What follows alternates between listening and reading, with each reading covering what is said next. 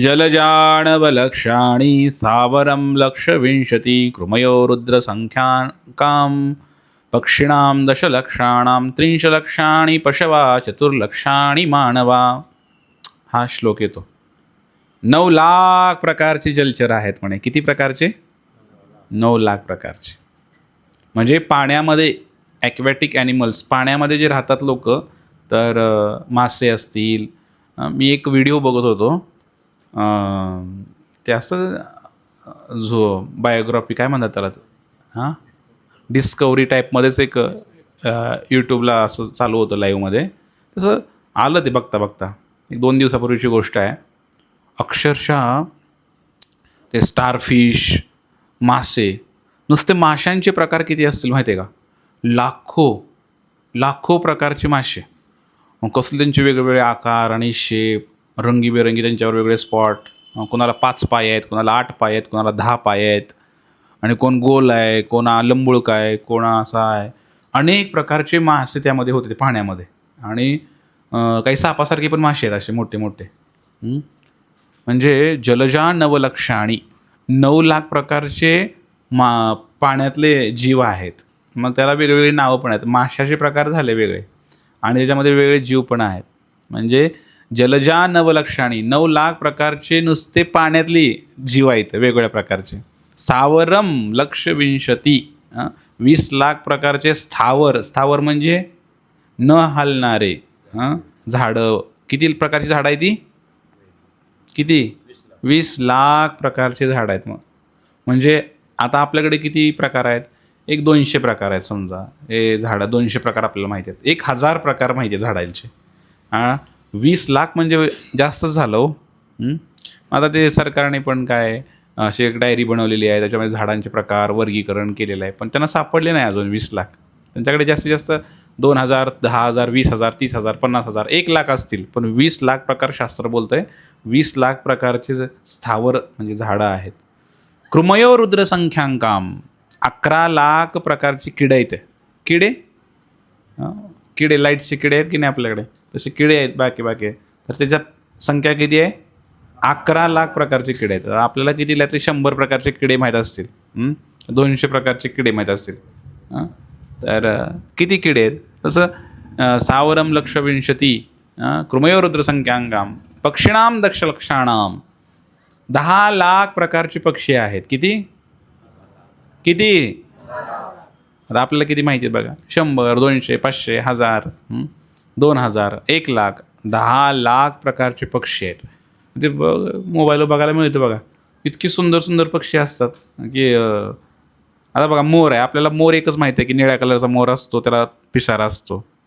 तर पांढरा हा शुभ्र मोर पण आहे, विदेशामध्ये भेटतो तो. लाल भडक पण मोर आहे, असा पूर्ण लाल, त्याचे पंख लाल, सगळं लालच. एक पांढरा शुभ्र, त्याची ती पिसारा पण पांढराच मोराच. हे मोरामध्येच एवढे प्रकार आहेत. असे प्रत्येकामध्ये चिमण्या, 1,00,000 प्रकारच्या चिमण्या जायत्या. आपल्याकडं भारतात आढळणारी, महाराष्ट्रात आढळणारी चिमणी वेगळी, अशी वेगळी चिमणी आहे. तर चिमण्या पण आहेत. असे करून शास्त्र म्हणतंय 10,00,000 प्रकारचे काय पक्षिणाम दशलक्षाणाम. आणि स्थावरम झालं, जलजा नवलक्षाणी सावरम लक्षविंशती, 30,00,000 पशवा, 30,00,000 प्रकारचे काय पशु आपल्याकडे आहेत. घ्या लिहून, परत तुम्हाला सांगायचं आहे ते. 30,00,000 प्रकारचे काय पशु. म्हणजे आता किती प्रकार? आपण 4 पायाचे प्राणी किती आहेत आपल्याकडे? 100 प्राण्यांची नावं सांगू शकतो. 200, 1000, 2,000, किती बघा ना. 30,00,000 प्रकारचे प्राणी या जगामध्ये आहेत. आणि ते खरंच आपण बघतो ना, वेगवेगळ्या आकाराचे, जे आपण कधी बघितले नाहीत असे प्राणी आहेत आपल्याकडे. म्हणजे भारतामध्ये नाही, पण जगाच्या पाठीवर कुठं ना कुठं ते आहेत या पृथ्वीवरती. चतुर्लक्षाणी मानवा. मनुष्य किती प्रकारचा आहे? 4,00,000 प्रकारचा मनुष्य. तुम्ही म्हणणार मनुष्य तर सगळे सारखेच आहेत की. मनुष्य सगळे सारखेच आहेत की. 4,00,000 कसे काय झाले सांगा बा, कोण सांगेल? 4,00,000 कसे काय झाले प्रकार मनुष्यामध्ये? काळा, गोरा, उंच, बुटका, गरीब, श्रीमंत असं आहे का? नाही. मनुष्य 4,00,000 प्रकारचे मनुष्य. म्हणजे सत्वगुणातले वेगळे, रजोगुणातले वेगळे, तमोगुणातले वेगळे. तर असे गुणानुसार त्याचं वर्णन आहे. 4 लाख प्रकारची माणसं आहेत. म्हणजे एका गुणामध्ये ही कॅटेगरी बाबा. तर आता उदाहरणार्थ तुम्ही आता एवढं भजन मार्गाला लागलेलं आहे, सत्वगुणामध्ये थोडा थोडा प्रवेश करत आहे, तर एक गुण झाला. असे विविध प्रकारे मनुष्यांचं पण वर्गीकरण आहे. प्राण्यांचं वर्गीकरण, मनुष्याचं वर्गीकरण, बोला की जलचर प्राण्यांचं वर्गीकरण, 4 पायाच्या प्राण्याचं वर्गीकरण, झाडाचं वर्गीकरण, आणि काय राहिलं, किड्यांचं वर्गीकरण, पक्ष्यांचं वर्गीकरण. हे सगळे जे आहेत तर 84 लाख होतात. किती होतात? म्हणून काय म्हटलेलं आहे, किती योनी आहेत? म्हणजे इथून 20,000 किलोमीटर अंतरावर असणारा एक समुद्र आहे अमेरिकेमध्ये. त्या समुद्रामध्ये मी 1,00,000 वर्षापूर्वी एक मासा होतो, आणि तो मासा फार वेगळ्या पद्धतीचा मासा होतो मी. मग मी 1,00,000 किती जलजा 9,00,000 9 लाख प्रकारची जर जलचर आहेत, तर 9 लाख वेळा मी मासा झालो असेल, पाण्यातलंच झालो आहे जीव. आणि मग त्यानंतर मी 20 लाख वेळा झाड झालो असेल. त्यानंतर मी 11 लाख वेळा मी किडा झालो असेल. आता वळवळणारा किडा. पुढच्या जन्मामध्ये काही किडे असतात, त्यांचं जीवन किती असतं? 1 तासभर असतं, तासभर. आता येतात, पावसाचा किडा असं ना, लाईटला चिटकतात, नंतर मरतात. काही किड्यांचं रात्रभर जीवन असतं. काही किड्यांचं जीवन 5 मिनटाचं असतं, 5 मिनटाचं जीवन असतं. काही किड्यांचं जीवन असतं 2च मिनटाचं असतं. असे किड्यांचं वर्गीकरण आहे. मग त्याचा जन्म किती? 2 मिनटाचा. समजलं का तुम्हाला? म्हणजे किडे गेले, त्या किड्यामध्ये मी फिरलो, आणि मी माझं सांगतो या, त्या किड्यामध्ये मी 11 लाख वेळा फिरलो असं समजून चालो. आणि त्यानंतर मग काय आलं, पशु झालो मी, 20 लाख वेळा पशु पक्षी बनलो मी. आणि त्यानंतर मग 30 लक्षांनी पशु, 30 लाख वेळा मी पशु झालो. आणि मग त्यानंतर मला मनुष्य जन्म भेटलेला आहे. एवढंच नाही, 84 लाख योनी फिरल्यानंतर मनुष्य जन्म भेटला. एवढंच नाही, तर 84 लाख गुणिले करोड वेळा. समजा 9 लाख प्रकारचे जर जलचर असतील, तर त्या 9 लाख प्रकारच्या जलचरमध्ये एकच जीवन, एक प्रकारचाच मासा करोड वेळा बनलोय. म्हणजे 9 लाख गुणिले करोड करा, 1 करोड करा, किती झालं? 1 करोड गुणिले 9 लाख, असं मिनिमम कमीत कमी धरूया आपण. 1 करोड गुणिले 9 लाख किती झालं? करायला आता ते मोजायला येणार नाही आपल्याला. 1 करोड 9 लाख वेळा फिरवायचं म्हणजे सोपं नाही. अरब खरबमध्ये गेलं ते. एवढा वेळा मी काय बनलोय? बोला की मासा बनलो मी पाण्यातला. असं होऊ शकतं, असं झालेलं आहे. आणि मी कुठं आहे मासा म्हणजे काय, मी उजनी धरणात नाही.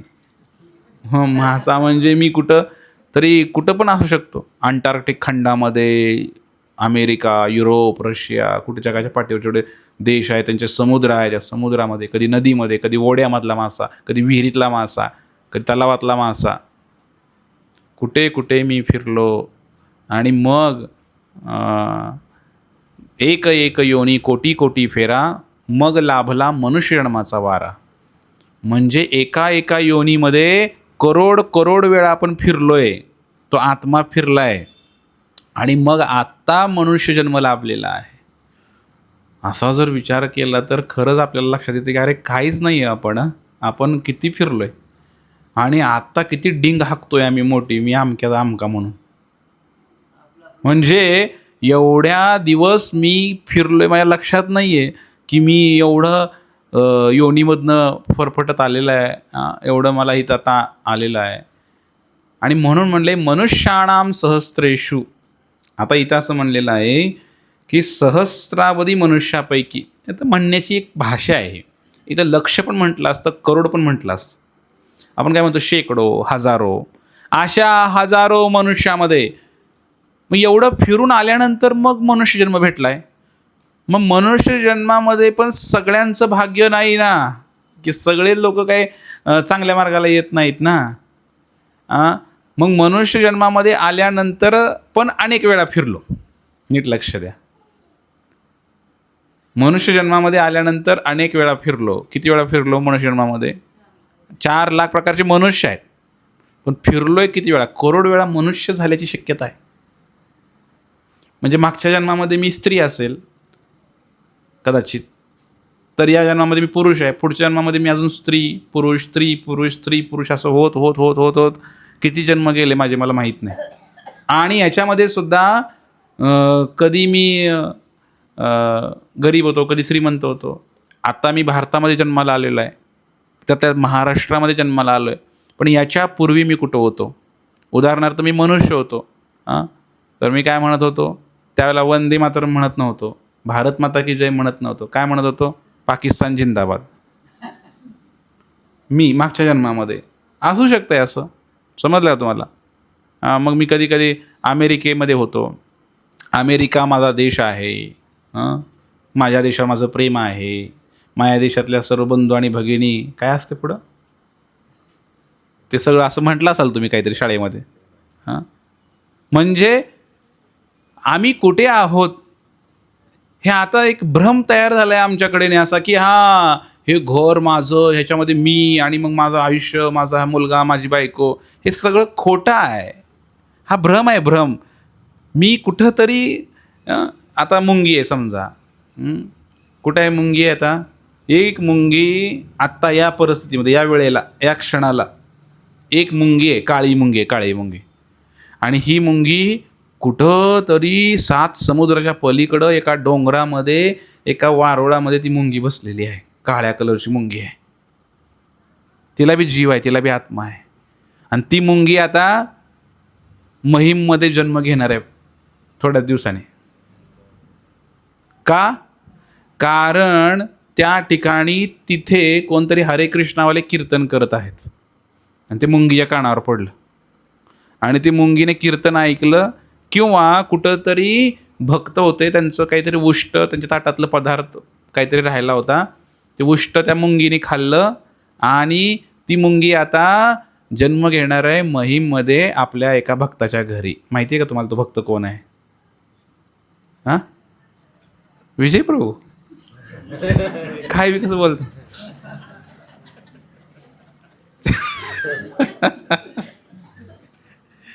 समजलं का जन्म कसा होतो?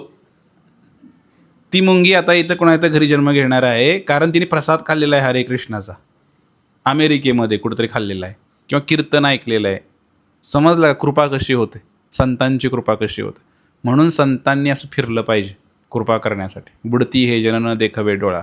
ते जन म्हणजे फक्त माणसंच नाही, पशु पक्षी सुद्धा आले त्याच्यामध्ये. म्हणजे मी काय म्हटलं तुम्हाला, मनुष्याचा देह कसा लाभतो?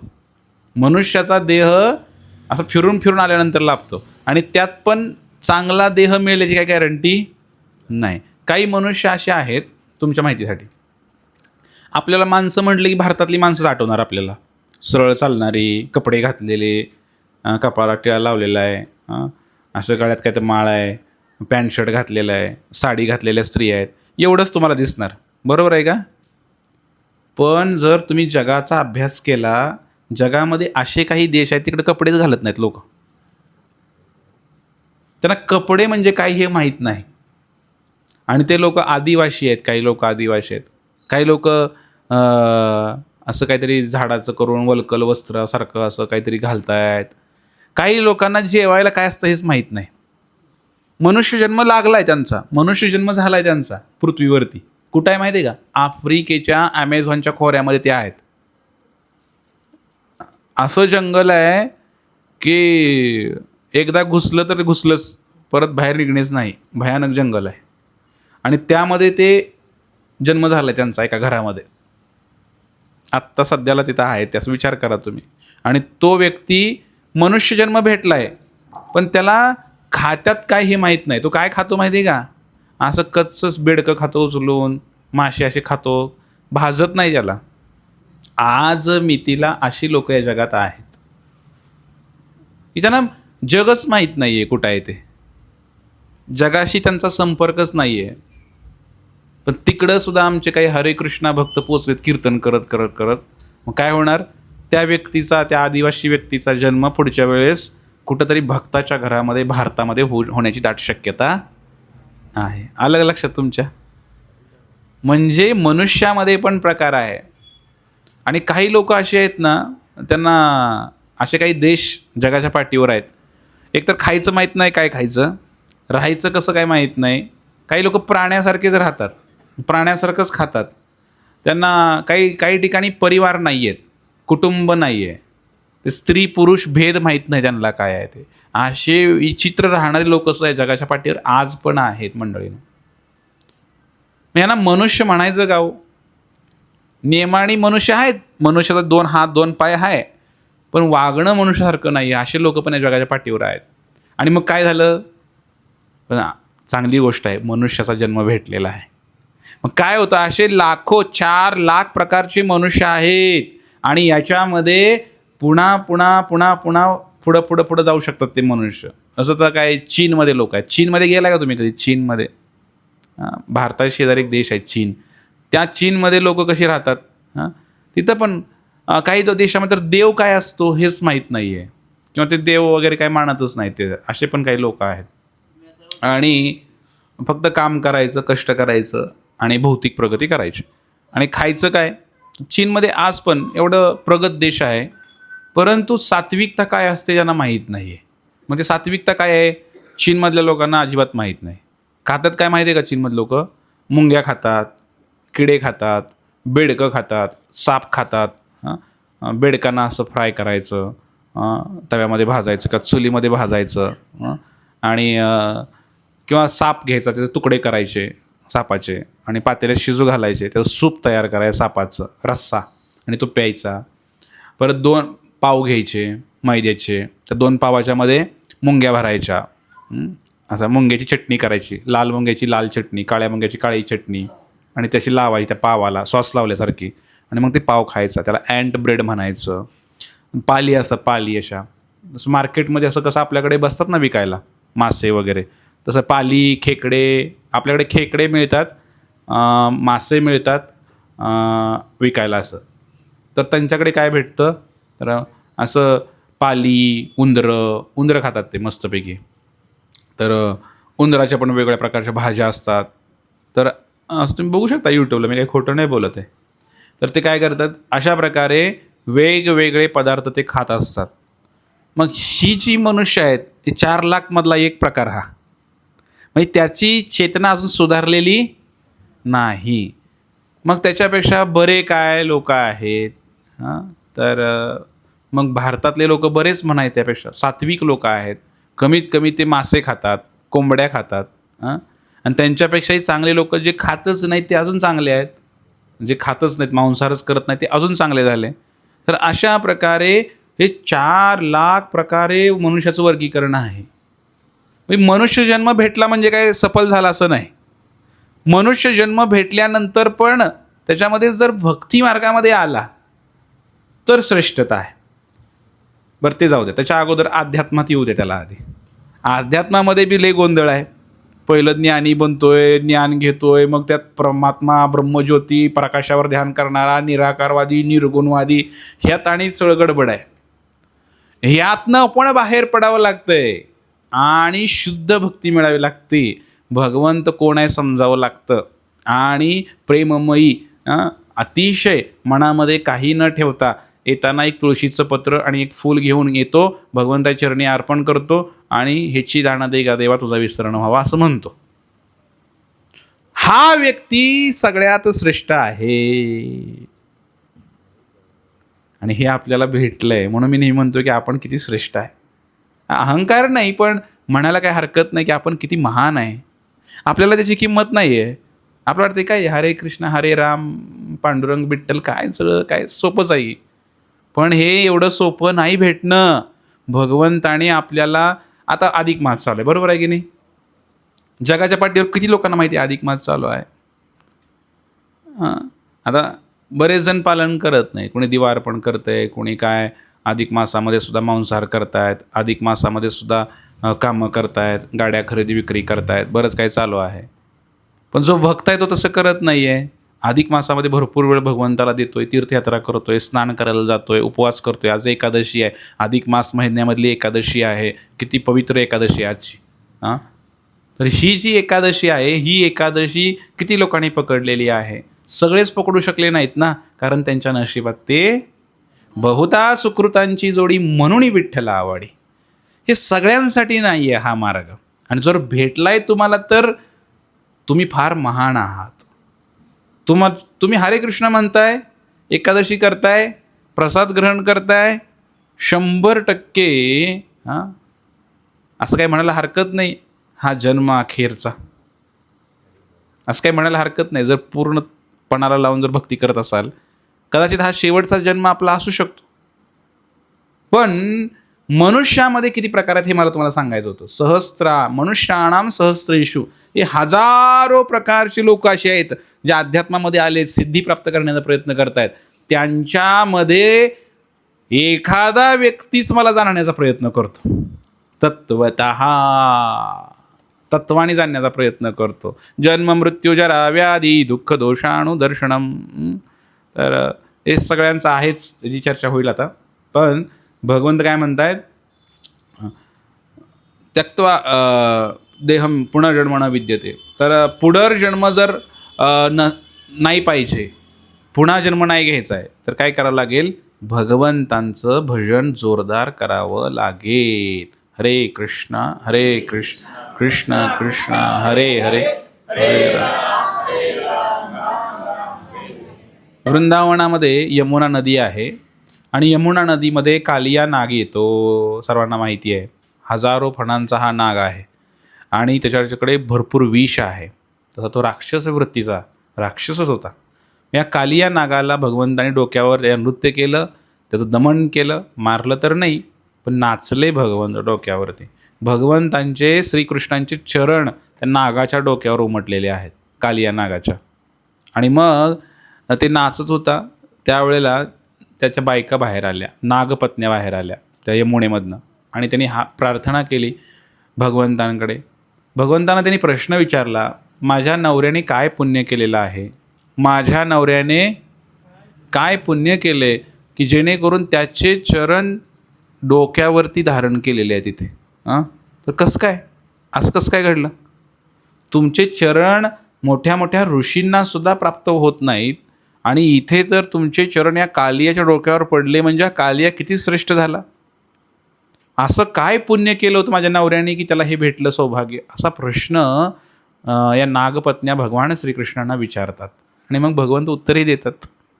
सांगण्याचा उद्देश आहे, हे सर्वांना भेटत नाही. तो नाग असून सुद्धा भगवंताची कृपा त्याला प्राप्त झाली, काही दिवसासाठी वृंदावन वास प्राप्त झाला. याच्यामागे कारण काय आहे हो? कधी काळी आपण काहीतरी केलेलं आहे आणि त्यामुळे आज तुम्हाला प्रवचन ऐकायला भेटते. आज पवित्र दिवशी हे तुमच्या नशिबात आहे. आज तुम्ही इथं बसलाय, याचा अर्थ तुम्ही कधी काळी पुण्यकर्म केलेलं आहे किंवा कधी काळी तुम्ही चांगलं कर्म केलेलं आहे आणि त्याचं फळ म्हणून तुम्हाला आता इथं बसायला भेटलेलं आहे. थोड्या वेळाने काय मिळेल तुम्हाला? प्रसाद मिळेल. तर ते प्रसाद जो भेटला आहे हा सर्वांच्या नशिबामध्ये आहे का हो? तुम्हालाच भेटतो. याचा अर्थ भगवंतानी तुम्हाला निवडलेला आहे. भगवान श्रीकृष्णाने तुमची निवड केलेली आहे. तुम्ही किती सौभाग्यशाली आहे हे समजायला पाहिजे. हा ह्या श्लोकाचा अर्थ आहे. आपण नशिबान आहे की नाही हो? आपल्याला भगवंतांनी निवडलं आहे की नाही? बाकीच्या लोकांना का नाही निवडलं? त्यांचं सुकृत कमी पडत. आता महिममध्ये काय किती लोक आहेत, कोणी मोबाईल खेळत बसलं आहे, कोणी टी व्ही बघत बसलं आहे, कोण घराच्या बाहेर गप्पा मारत बसले झाडाखाली, कोण निंदा करतं आहे, कोण टवाळक्या करतं आहे, कोण पानपट्टीवर बसून गुटखा खातं आहे, कोणाचं काय काय काय चालू आहे इकडे बघा.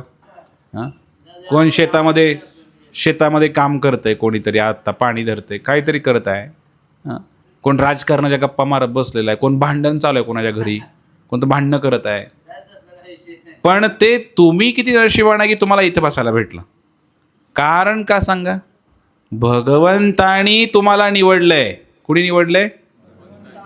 जसं तुम्ही आता एखादी काय म्हणतात, परीक्षा असते ना, परीक्षेमध्ये काय लोक होतात, ते निवड होते परीक्षांमध्ये, विद्यार्थ्यांची निवड होते. किती विद्यार्थ्यांची परीक्षेला किती लोक बसतात?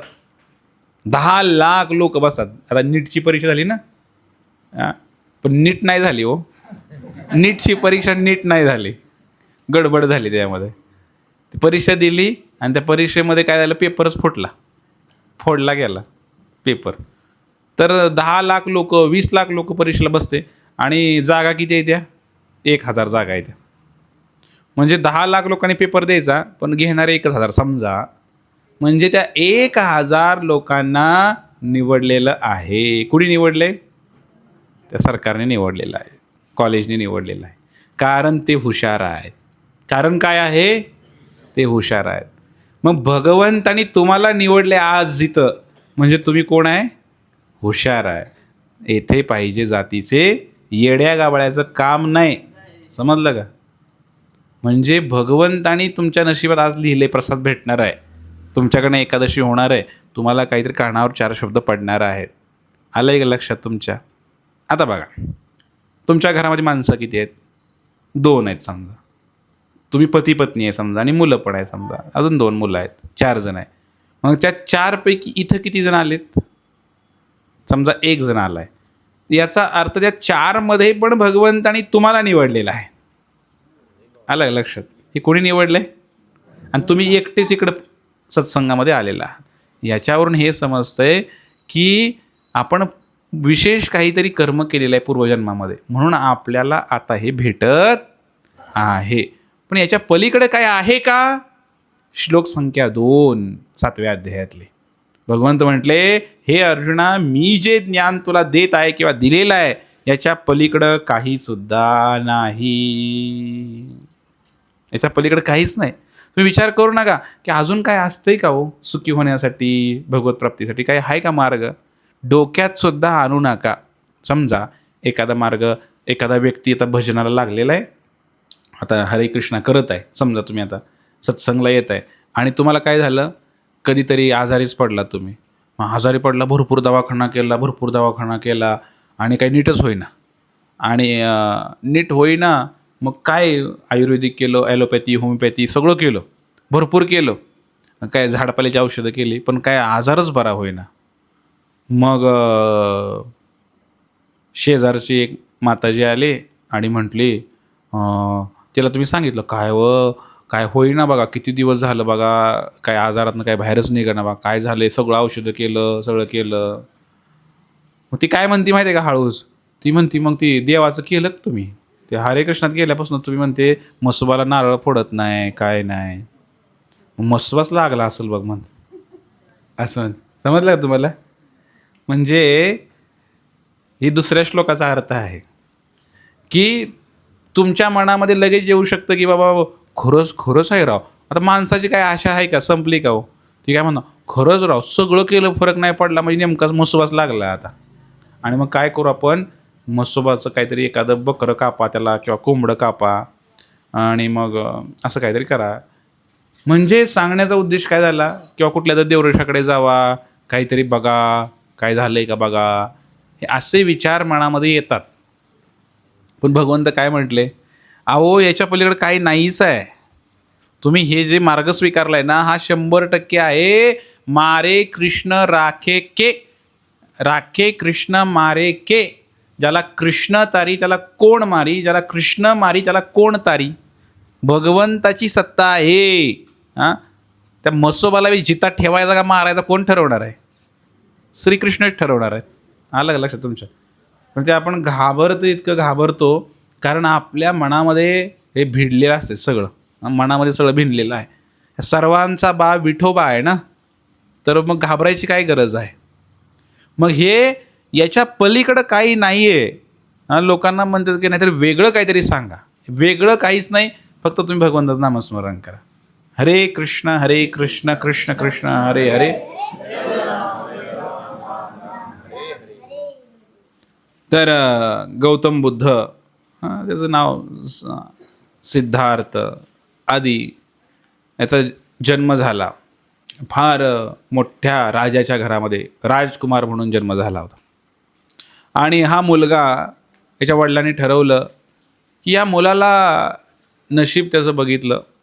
नशिबामध्ये काय लिहिलं होतं त्या मुलाच्या, की हा फार मोठा साधू होईल म्हणे, असं लिहिलेलं असतं जन्मपत्रिकेमध्ये. बघा तुमचे काढून तुमच्या नशिबात आहे का? माऊली प्रभू संन्यास आहे का बघा, चेक करा.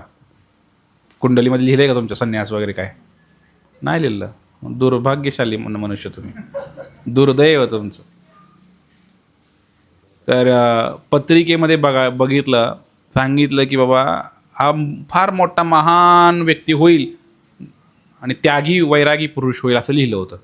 माझ्या वडिलांनी काय केलं, नशिबाला काठी लावायची म्हणतात ना मराठीमध्ये आपण, प्रयत्न केला.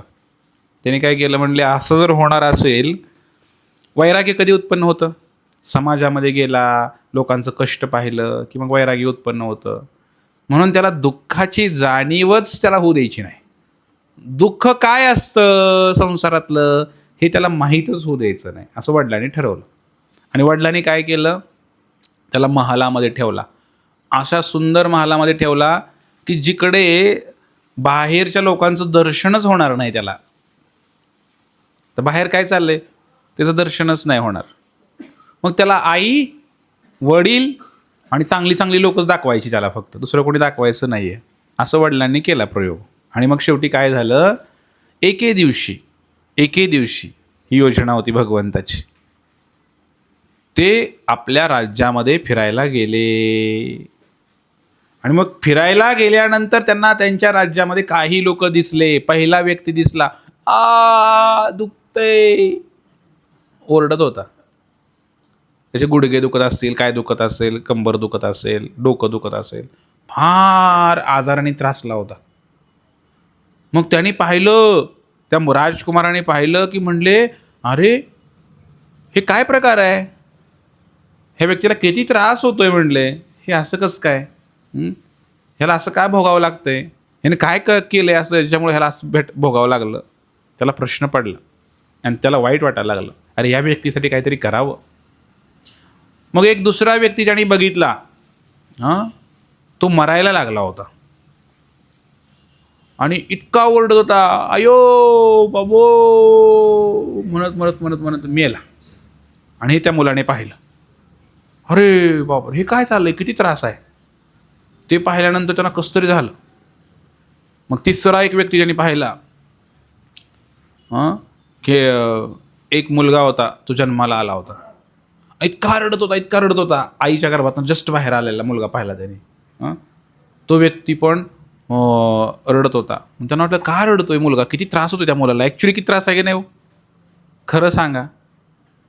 जे नवीन जन्माला मुलं आले समजा किंवा एक 2-4 दिवसाचं मुलं आहे, 8 दिवसाचं मुलं आहे, आणि एक मुंगी आली, आणि मुंगी येऊन त्याच्या पोटाला इथं कुठं चावली आणि त्याला लई त्रास होतोय. सांगू शकते का हो? सांगू शकत नाही ना. ते मुलगा रडते. मग आई म्हणते काय झालं, पण आईला पण कळत नाही, त्याला सांगता येत नाही. किती मोठं दुःख आहे. त्या वेळेसाठी ते फार मोठं दुःख होतं मंडळीनं. येते का लक्षात तुमच्या? फक्त विषय काय आहे सांगा, ते आता विसरलो. त्यावेळेला किती मोठं दुःख होतं ते, किती त्रास होत होता, रडत होता आणि कुणालाच काही करता येत नव्हतं. हे पण त्यांनी पाहिलं, जन्म पाहिला, मृत्यू पाहिला, आजारपण पाहिलं, म्हातारपण पाहिलं. आता हा तर मुलगा होता तरणाताटा, आणि त्यांनी बघितलं एक म्हातारा माणूस आहे, काठी टेक तसं वाकलाय, हळू चालतोय, कणत चालतोय. हे म्हातारपण पण त्यांनी पाहिलं. आणि हे सगळं त्या बुद्धांनी पाहिलं, त्या राजकुमाराने पाहिल्यानंतर त्यांना इतकं वाईट वाटलं की म्हणले, अरे काय हे, म्हणले किती दुःख आहे संसारामध्ये. आणि मग त्यांनी घराचा त्याग केला त्या मुलाने. तो मुलगा गेला जंगलामध्ये, एका झाडाखाली, बोधिवृक्षाखाली, त्याने तिकडे तपस्या केली. त्याला ज्ञान प्राप्त झालं. काय ज्ञान प्राप्त झालं? हे 6 अध्याय भगवद्गीतेचे पहिले. मी शरीर नसून कोण आहे? बोला की मी आत्मा आहे. शरीर एक दिवशी मातीत जाणार आहे, जास्त काळजी नाही करायची याची. ह्या आत्म्यासंबंधी चर्चा करायची. आणि हे आत्मज्ञान त्या झाडाखाली बसून झालं त्यांना. त्या मुलाला झालं. म्हणून त्यांचं नाव ते बोधी वृक्षाखाली बसले म्हणून बुद्ध, गौतम बुद्ध किंवा सिद्धार्थ गौतम असं त्याचं नाव. आणि यांना एवढं वैराग्य प्राप्त झालं, त्यांना आत्मसाक्षात्कार झाला आणि मग त्यांनी लिखाणही केलं, उपदेशही केला लोकांना की मनुष्य जीवनाचा उद्देश काय. हे म्हातारपण, आजारपण याच्यामध्ये दुःख येणारच आहे सगळं, जन्म मृत्यू. पण या जन्माच्या आणि मृत्यूच्या मध्ये आम्हाला काय करायचं आहे, भगवंताचं भजन करायचं आहे. हरे कृष्ण कृष्ण कृष्ण हरे हरे, हरे राम राम राम. मग हे त्या बुद्धांना जाणलं. मग त्यांचा संघ काही लोकांना प्राप्त झाला आणि ते लोकसुद्धा त्या मार्गावरती आले. तर विषय आपला हा चालू आहे की मनुष्य सहस्त्र जन्मामध्ये सगळ्यात भाग्यशाली जीव कोण. ती सुरुवात आपण कुठनं केली होती, पाण्यातल्या एका माशापासून. तिथंपासून सगळ्यांकडे आता आपण मनुष्य झालो आहे. आणि मग आता यापैकी सुद्धा सगळ्यात भाग्यशाली कोण मनुष्य आहे, ज्याला साधू संघ भेटलेला आहे. जगातली सगळ्यात दुर्मिळ रेअर गोष्ट कोणती असेल, संतांचा संघ. चांगल्या माणसाची भेट होणं, चांगला गुरु भेटणं आयुष्याला, हे सगळ्यात अवघड काम आहे. आणि ते जर कोणाला भेटलं असेल तर समजायचं जगातला सगळ्यात महान व्यक्तित्व आहे. ते भेटत नाही. साधू संग सर्व शास्त्र कहे, लव मात्र साधू संगे सर्व सिद्धी है. साधूचा संघ, साधू भेटला पाहिजे. साधू संघ सगळ्या शास्त्रांचं म्हणणं आहे. लव मात्र साधू संगे सर्व सिद्धी आहे. लव म्हणजे काय माहिती आहे का तुम्हाला? ही डोळ्याची पापणी आहे. ही डोळ्याची पापणी अशी खालीवर केली. तरी डोळ्याची पापणी जी आहे याला एक निमिष काल म्हणतात. मोठा आहे, कधी भविष्यात आपण चर्चा करू. त्याच्यापेक्षाही 1000वा भाग म्हणजे लव. म्हणजे डोळ्याची पापणी लावायला किती वेळ लागतो, याचा 1000वा भाग लक्षात घ्या अंदाजे म्हणजे लव. एवढ्या वेळासाठी जरी साधूचं दर्शन झालं तुम्हाला, नुसतं एका महान संताचं दर्शन झालं, तर म्हणे सर्व सिद्धी होय. ही जी काय अनिमा लघिमा काय काय जगात ज्या सिद्धी आहे, त्या रिद्धी सिद्धी सगळं काय तुम्हाला मिळून जाईल म्हणे, केवळ एवढ्या वेळासाठी एका संताचं दर्शन झालं तर. संतांचं म्हणतोय, महान संतांचं. आणि मग काय पुढं काय होईल, त्याला भक्ती प्राप्त होईल त्या व्यक्तीला. म्हणून संतांचं दर्शन, महत् सेवाद्वार माहुर विमुक्ते. एका महान वैष्णवाची, संताची सेवा जर आपण केली तर आपण या दुःखाच्या सागरातनं बाहेर पडू शकतो, भक्ती मार्गामध्ये येऊ शकतो. नारदाची गोष्ट सर्वांना माहिती आहे. एक मुलगा होता छोटासा आणि त्याची आई भांडी घासायला होती राजाच्या दरबारामध्ये. आणि मग काय झालं, चातुर्मास चालू होता. चातुर्मास म्हणजे त्यामध्ये साधू संत काय करतात, एखाद्या ठिकाणी राहतात. या चातुर्मासामध्ये तिकडे साधू संत आले होते आणि हे साधू संत तिकडं आले होते. आणि हे साधू संत जेवण केल्यानंतर ज्या पत्रावळ्या आहेत, त्या पत्रावळ्यावरती आता उष्ट पडलेलं असायचं. तर ते जे उष्ट आहे, हे उष्ट साधू संतांनी खाल्लेलं, हे या मुलाने खाल्लं. हे उष्ट या मुलाने खाल्लं आणि या मुलाला काय झालं, काय झालं, हे उष्ट खाल्ल्यानंतर असं घरी गेला तो. उष्ट खाल्ल्यामुळे त्याची आई जी आहे ती आई साप चावून मेली. नंतर यांना जंगलामध्ये जाऊन त्यांनी तपस्या केली आणि तपस्या केल्यानंतर त्या ठिकाणी तो मुलगा भविष्यामध्ये मोठा भक्त झाला दुसऱ्या जन्मामध्ये. आणि त्याचं नाव नारद. भजन केलं त्या नारदाने. विचार करा, हे नारद मुनी कोण आहेत, तिन्ही लोकांमध्ये फिरतात, त्यांना काही बंधन नाही. भगवंतांचे महान शुद्ध भक्त आहेत नारद मुनी. तर अशा प्रकारे आपण पाहू शकतो की केवळ संतांची थोडीशी सेवा केली तर काय झालं, एवढं मोठं एक पद भेटलं, भगवंताचे महान भक्त झाले ते केवळ भगवंताची थोडी सेवा केल्यामुळे. आणि म्हणून आपण काय करायला पाहिजे, संतांची सेवा करायला पाहिजे. अजामिळाच्या कथेमध्ये पण आपण पाहतो, त्याची बायको गरोदर होती आणि ते संत आले होते घरी. त्या गरोदरपणामध्ये त्या संतांनी फक्त सांगितलं नारायण नाव ठेवा मुलाचं म्हटले होते. संतांची थोडी सेवा झाली गरोदरपणामध्ये तर त्या मुलाच्या प्रभावाने मरताना नाव आलं तोंडामध्ये नारायण, आणि उद्धार झाला त्या अजामिळाचा. संतांच्या सेवेचे अनेक, म्हणून संत संघ जिकडे असेल पळत पळत जायला पाहिजे.